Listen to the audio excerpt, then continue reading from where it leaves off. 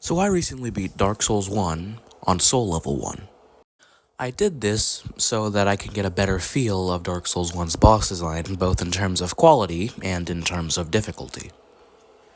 And after going through this, my opinions on a lot of the bosses have changed, either for the better or for the worst. So after completing this challenge, I would like to put every single boss from the base game of Dark Souls 1 on a tier list from F tier to S tier. Without further ado, let's get started. Starting off with the tutorial boss, we have the Asylum Demon. This boss is definitely one of the better tutorial fights of the series, simply because he does a very good job of actually teaching the player the game's mechanics. The game allows you to start the fight with a plunging attack, dealing massive damage to the health pool. His moveset is very basic, especially on first playthroughs, but of course he's a tutorial boss, so, you don't expect it to be all that complex. For Soul Level 1, you start out as a pyromancer, so you can pretty much just stand back and shoot a bunch of fireballs at him until he's dead, because for whatever reason, a demon is weak to fire. Yeah, that makes sense. This fight is a very simple template for the rest of the demon fights throughout the game, so I'm gonna give him a B-.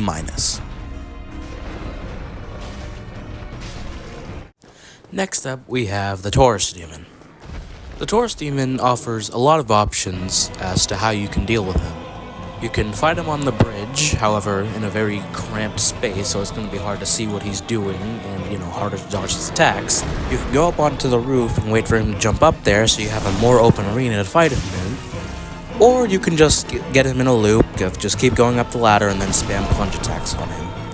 Which is the method I took, simply because I don't really enjoy the Taurus Demon's moveset all that much.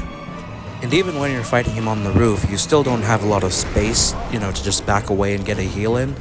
So the fastest and most enjoyable way I found was to just keep spamming the plunge attack on him until he dies.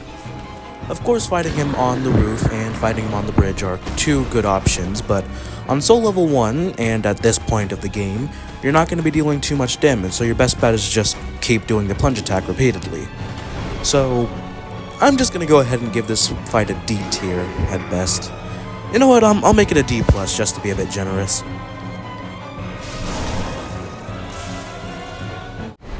Next up, we have the Bell Gargoyles. The Bell Gargoyles are pretty much just the man-eaters from Demon Souls, if they were actually well designed. The Bell Gargoyles have fair and fun-to-dodge attacks that won't stun-lock you if you get hit by them once, unlike man-eaters. The Bell Gargoyles won't just fly off the map, making you unable to hit them, unlike man-eaters. The Bell Gargoyles' AI doesn't just randomly break in the middle of the fight, unlike man-eaters. If you couldn't tell already, I don't like man-eaters. So it was very surprising for me when the Bell Gargoyles ended up being one of my favorite bosses in the entire run. As I said, it just basically feels like an easier version of Demon Prince from Dark Souls 3. Basically, while you're focusing on one, the other will be shooting ranged attacks at you, while the one you're focusing on will be attacking you with melee attacks. Due to how the arena is designed, you're pretty much never going to have one of the gargoyles off of your screen, so you'll always be able to see what the other one is doing while you're dealing with one of them. And I also just like how neither of the gargoyles are all that aggressive, so if you're trying to back away to get a heal in, then they won't just force you off of the arena. Unlike man-eater. Overall, as a duo fight, this boss works extremely well. And in my opinion, it was the first good duo fight that FromSoft ever made, and it basically set the standard for future duo fights for the Soulsborne games. I'm gonna give the Bell Gargoyles an A-. They're just a bit too easy for me to give them an A+, so I'm just gonna give them this. They're a good fight, but they're just not all that challenging, even on a Soul Level 1 run. Had you asked me before I did my Soul Level 1 run, I would have told you that Chaos Witch Quelaag was just about like in a low A tier fight for me. However, after my Soul Level 1 run, she is hands down one of the worst bosses from Dark Souls 1. Not as bad as Capra Demon or Seath, we'll get to him in a bit, but still, she's an extremely easy F tier fight on a Soul Level 1 run. Quelaag is pretty much just Moog from Elden Ring if he was actually difficult. Throughout the entirety of the fight, Quelaag just spams lava pools from her spider mouth, and if you ever try to run away to get away from one of her AoE attacks or to heal, then there's a very good chance you're going to end up accidentally running back into one of those lava pools, that stay around for way too long. Like, those lava pools should disappear in like 10 seconds, but they stay around for a good 40 seconds, I think. So, due to the lava pools staying around as long as they do, and due to the amount of times that Quelaag just spams those lava pools, your options for moving around in the arena are very, very limited. And also, I would like to point out that your choices for just fighting her in general are very limited. Because if you ever try to fight her from behind to avoid getting hit by her lava breath attacks, then chances are when she charges up for her large AoE roar attack, you're gonna get stuck in between her legs. So you're basically forced to fight her up front, which also risks getting hit by the lava breath. And if you ever try to roll backwards, chances are you're gonna get roll caught by those lava pools that overstay their welcome. Quelaag is an easy F-grade fight for me. She is only enjoyable whenever you're fighting her with a properly leveled character who doesn't lose half of the health bar whenever getting hit by the lava. Moving on. Next up, we have the Iron Golem.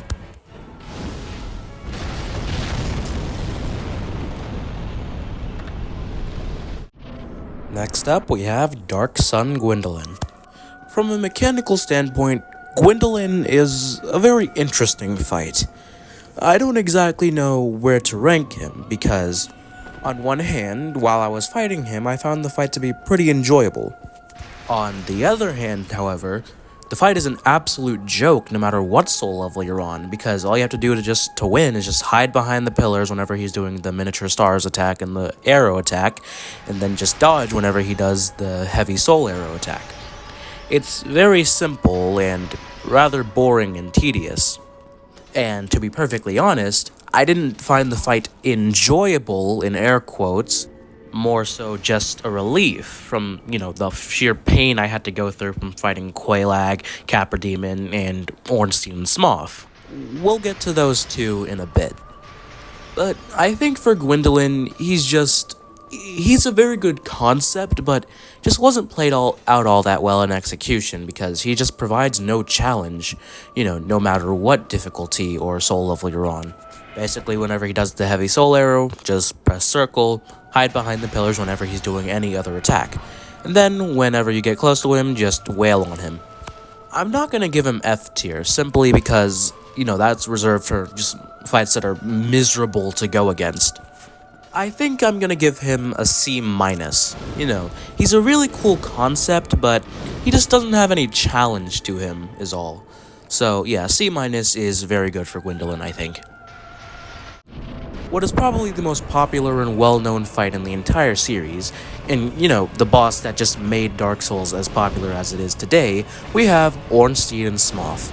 And yes, it's pronounced Smough, not Smo or Smog like many people say. It's pronounced Smough. Goth and Smough are spelled extremely similarly. It is not rocket science.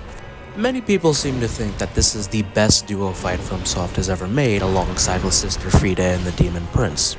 Although this fight has just one major flaw that, reserves me from giving it that title over Demon Prince, and that's the fact that Ornstein probably has the single most broken and poorly coded AI in the entirety of this series. And that is for one reason, and one reason only: his charge attack. Ornstein's charge is definitely in my top 3 worst attacks FromSoft has ever designed. It is so unbelievably jank and poorly coded.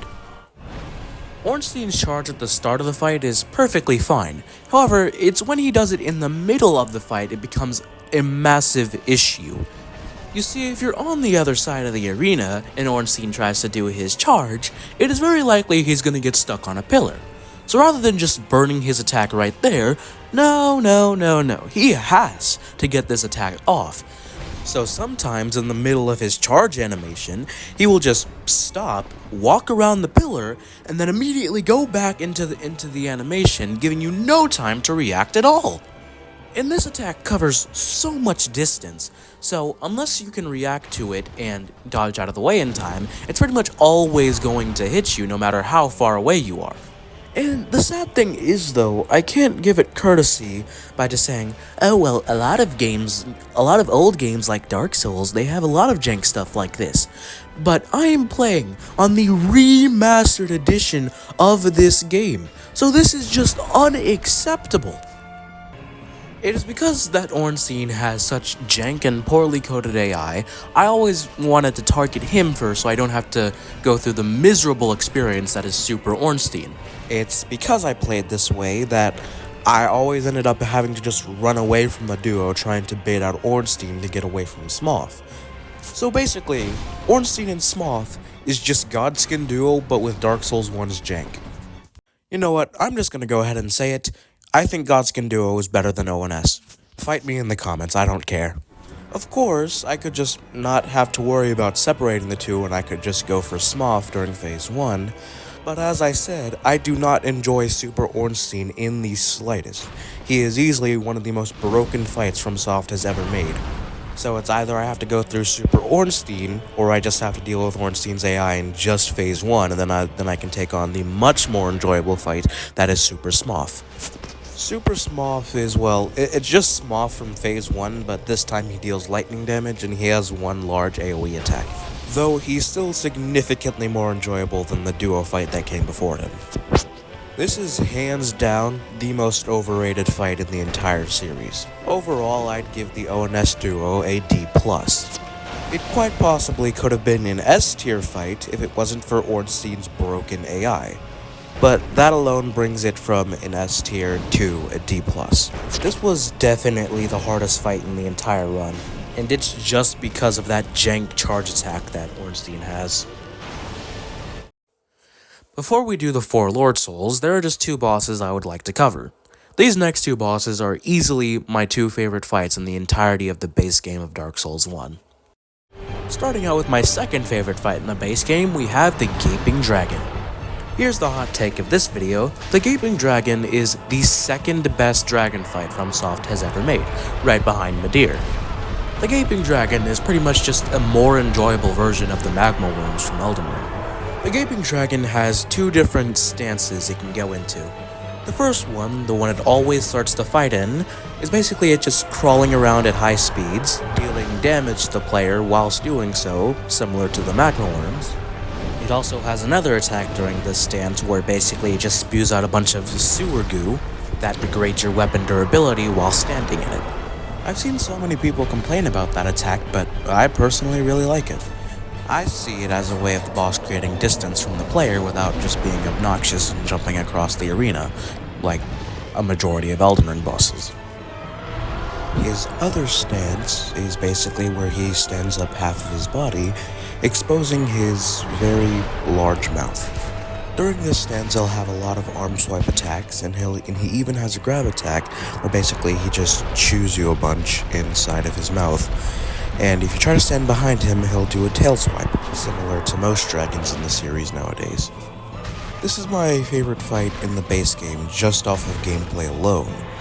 However, there is one boss that I like more for plenty of other reasons. So I'm gonna go ahead and give this fight an easy S grade. He isn't plagued by too much of the jank that is in most Dark Souls 1 base game bosses. He's in the depths, one of my favorite areas in the game, and in my opinion the best sewer area in the entire series. He's very mechanically interesting due to him switching between his different stances, and overall he's just very fun to fight to me.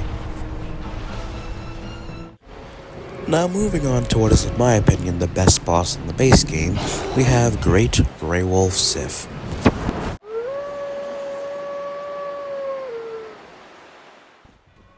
While Sif is not as good as Gaping Dragon just from a gameplay perspective, she's easily my favorite fight in the base game for a multitude of reasons. For one, her story. Sif is the trusted wolf of the knight Artorias. She assisted him in his attempt to take on Menace, however they both failed, miserably. Artorias fled the Chasm of the Abyss where Menace resided, and he gave his shield to Sif because he could no longer bear protecting her with his broken arm. In the DLC, we save Sif from the Chasm of the Abyss, and we can even summon her for the Manus boss fight. If you do the DLC before fighting Sif, then she'll have a different cutscene where she recognizes you. She'll even whimper a little bit before picking up Artorias' sword. As you can tell from the cutscene, from both cutscenes, Sif is guarding Artorias' grave. I'd also like to mention Sif's soundtrack, which is my third favorite OST in the Soulsborne series. Moveset-wise, Sif is pretty simple. For all of her attacks, all you have to do is just roll forward, then you can hide under her and get a punish window. Towards the end of the fight, it starts to get really emotional as Sif starts to limp around and her attack movements start to slow because of all the damage you dealt to her, you cruel, heartless monster. Before my Soul Level 1 playthrough, I never knew that Sif limped around towards the end of the fight, because I always just ended up burning through that last shred of health before I could notice it. Before this playthrough, I would have told you that Sif was a C-tier fight, because, I never really found her gameplay all that interesting. After this playthrough though, she is an easy S-tier, and definitely my favorite fight in the base game of Dark Souls 1. Starting out with the first of the 4 Lord Souls, and what I used to consider the hardest boss in the base game, we have Grave Lord Nito. The reason I used to consider Nito the hardest boss in the base game is because I never knew that divine weapons could permanently kill skeletons in Dark Souls 1. I always thought they were just going to come back to life regardless of what I did, so I always ended up just getting jumped, during the Nito fight. After learning of the skeleton's weakness to divine weapons, however, Nito is a cakewalk of a boss. All you have to do is just kill the minor skeletons at the start of the fight, and then just stay in the front of the arena so you don't aggro the 2 giant skeletons in the back. I'm not sure if this is true or not, but from what I've heard, Nito was intended to be the tutorial boss, hence why his moveset is so simple and he's not all that difficult without his skeleton summons. Nito really only has 2 dangerous attacks in his entire moveset. One, his Gravelord Sword Dance, where he sticks his sword into the ground, and then another sword comes just popping up from underneath you, and then he has his large AoE explosion, which you're just supposed to run away from. The reason it's dangerous is because if you run too far, you can accidentally aggro the skeletons in the back. Skeletons that pretty much almost one-shot you on Soul Level 1. I got him down to pretty low health before he did his AoE explosion attack, and then I accidentally ended up aggroing one of the large skeletons, but I managed to finish him off before they could attack me, so it all ended up working out, I guess. Overall, I'd give Nito an A+. I think it's very mechanically interesting that it forces you to use a divine weapon in order to make the fight easier for yourself, and the fact that you have to kill him quickly so he doesn't force you into the back of the arena is pretty cool as well. What I do hate though is the fact that you take fall damage every time you have to enter his arena. But other than that, he's a pretty good boss fight. He's also in the Tomb of the Giants, which is one of my favorite areas in Dark Souls 1, and it's very overhated in my opinion. So, moving on. What is hands down the most universally hated boss in the entirety of the Soulsborne series, the Bed of Chaos. And well, it's overhated. I'm sorry. I don't like her nearly as much as Nito, Sif, or the Gaping Dragon, but she's easily my second favorite Lord Soul right behind Nito. However, if it weren't for the checkpoints for killing the 2 flame daughters on the side, then this fight would definitely be an F- for me. However, the boss does have checkpoints, so it's not all that bad in my opinion. And I'm gonna say it, I think the Bed of Chaos is better than the infamous ONS duo. I'm probably gonna get a lot of hate in the comments for just how much I'm hating on ONS in this video. I honestly don't know why I just, never seem to get the hate for the Bed of Chaos. Every time I died, it always felt like it was my fault and it could have just easily had been avoided. The Firebomb Cheese also made the boss a lot more, tolerable. Honestly, I don't know how to explain it. There's just something that, I like about this boss that many other people just seem to do not. While it's universally agreed that this is the worst boss in the series, I personally think it's one of the better fights from Dark Souls 1's base game. So, overall, I think I'm going to give the Bed of Chaos a B+. Before we move on to our last 2 Lord Soul bosses, there is one boss that I would like to talk about that was significantly improved for me on Soul Level 1. Had you asked me before I did this challenge, I would have told you that Demon Fire Sage was the second worst boss in all of Dark Souls 1.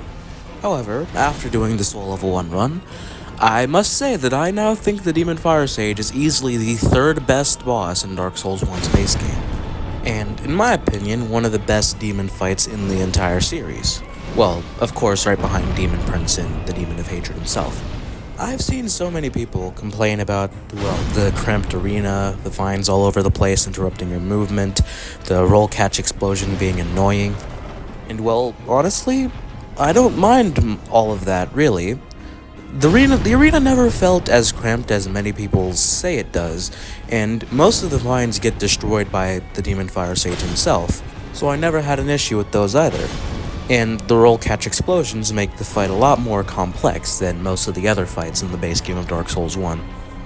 Despite from his weapon being different, the Demon Fire Sage has almost the exact same moveset as the Stray Demon and the Asylum Demon, although with a different arena and more roll catch explosion attacks.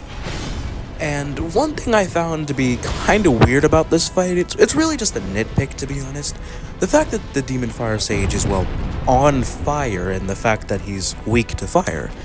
It's gonna be extremely hard for, like a noob to find that out on a first playthrough, since the demon is on fire, so you're going to think it's immune to fire, similar to Quelaag, the Centipede Demon, the Ceaseless Discharge, like most of the other bosses in this game that are on fire are immune to fire, but this is an exception for whatever reason. Well, overall, I'd give the Demon Fire Sage an A+. Not as good as Gaping Dragon or Sif, but still, a good boss in its own right. Well, on Soul Level 1. Moving on to what many people consider to be the best Lord Soul boss in Dark Souls 1, the Four Kings. The Four Kings as a concept is something that was significantly improved on in Dark Souls 3 with the Abyss Watchers. Basically, the entire fight, you're on a timer.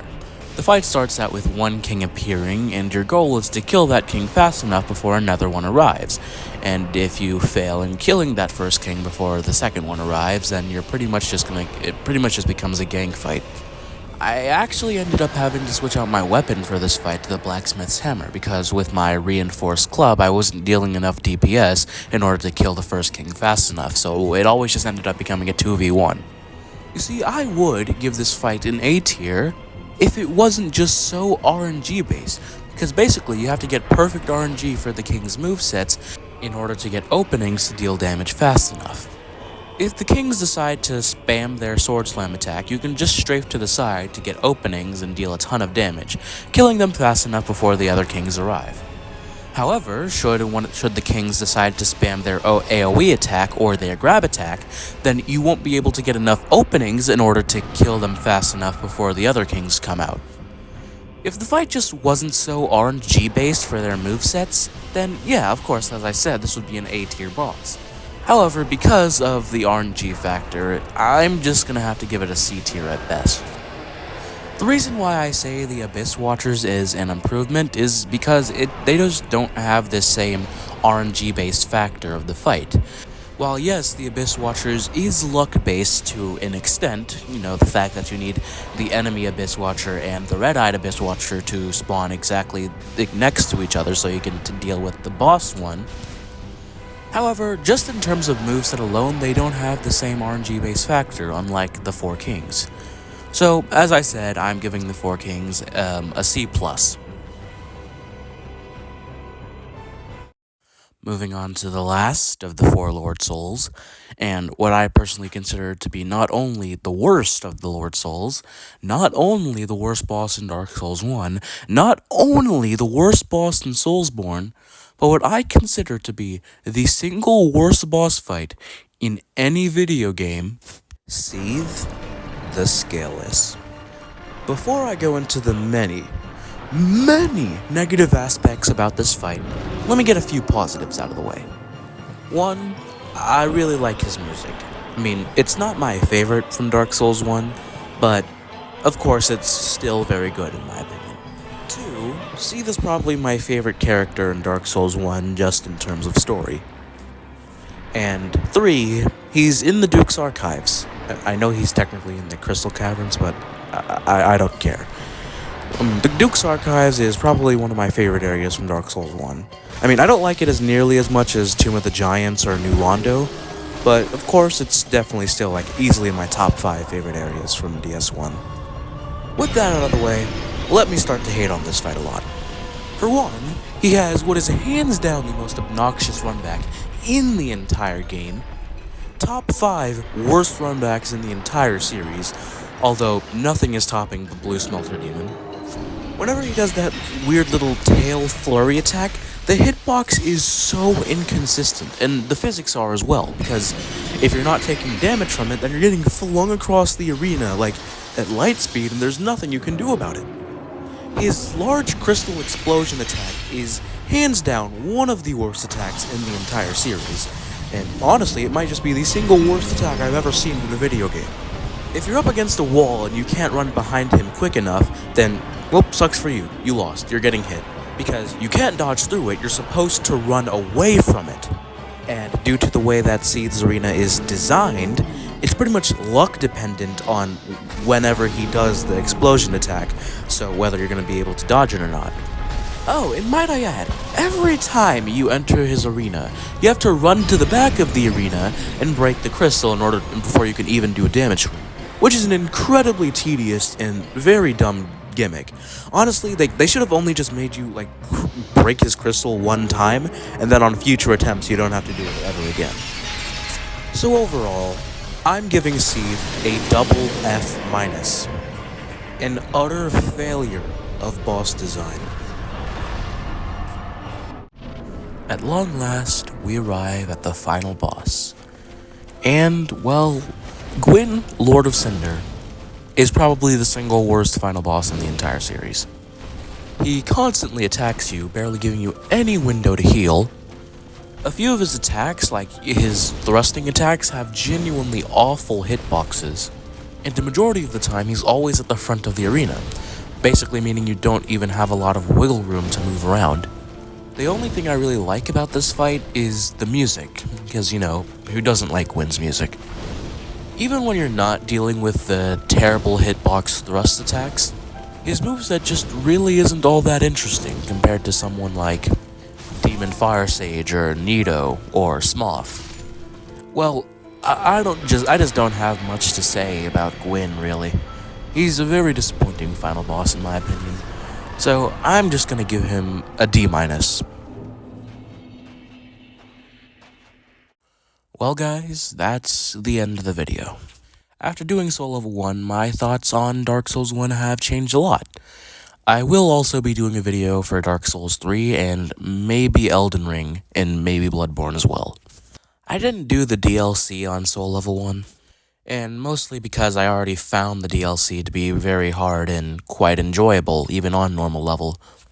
The whole point of this run was to just truly experience the bosses of Dark Souls 1, since I always felt that Dark Souls 1 had the easiest boss design in the series. And well, my opinions haven't changed much. I still think Dark Souls 1 is the easiest Souls game alongside Elden Ring. I hope you guys enjoyed this, so for now, I'm out.